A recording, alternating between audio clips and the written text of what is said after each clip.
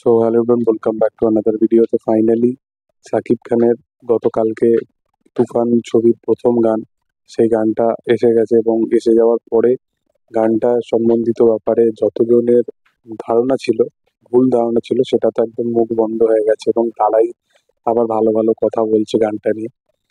তো প্রথম কথা এটা, সেকেন্ডারি এটা যে গানটার যদি তুমি হাইপ দেখো, আমরা আজকে এখানকার বড় বড় যারা সুপারস্টার আছে তাদের কথা বা এমনি যারাই আছে তাদের ব্যাপারে আমরা বলি যে তাদের আগে গান এত ভিউজ হতো, এত হতো, সেই হাইপটা বা সেই বাজার গরমটা এখনকার গানের দিক থেকে বিচার করে দেখলে সেই জিনিসটা আর আসে না।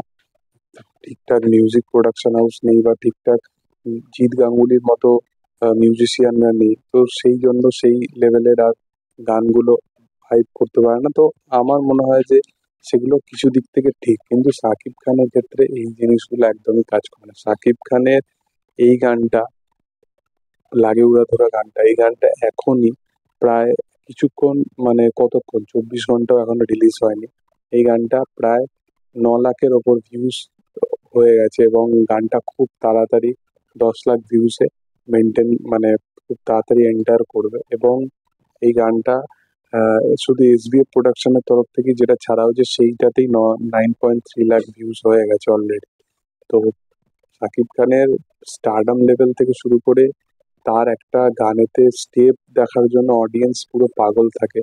এবং যখন সিনেমা হলে সিনেমাটা আসবে তখন বাংলাদেশের অডিয়েন্সের জন্য যেভাবে ওয়ার্ক করবে এই ছবিটা, সেটা মানে দারুণ। মানে রায়ান রাফি বাংলাদেশের অডিয়েন্সের জন্য কি ভাবনা চিন্তা করেছে, এবং সাকিব খানকে কোনো মানে টেকেন ফর গ্র্যান্টেড হিসাবে অন্য পরিচালকদের মতো সে নেয়নি, এটা হচ্ছে সবচেয়ে বড় ব্যাপার। কারণ সে জানে যে আমি যখন একটা মেগাস্টারকে আমার কাঁধের উপর রাখছি, তো আমি তাকে ভালো লেভেলেই বা ভালো জিনিসপত্রের সাথেই স্কেল ওয়াইজ বড় হিসাবেই তাকে এমনভাবে প্রেজেন্ট করব যেটা অডিয়েন্সের জন্য দারুণভাবে ওয়ার্ক করবে। তো সেটা এক পর পর প্রত্যেকটা যে যে প্রজেক্ট আসছে তুফানে, সেটা দেখে কিন্তু বোঝা যাচ্ছে। এবার আমি এক্সাইটেড থাকবো চঞ্চল চৌধুরীর ভার্সানের কিছু আসার জন্য।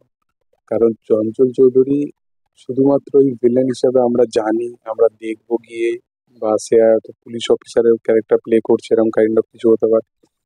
তো সেই শুধু সেইটুকুতে মন ভরবে না, তাকে নিয়ে প্রপার একটা বিজিএম বা কিছু একটা কাইন্ড অফ এলে আরো বেটার কিছু হতে পারে।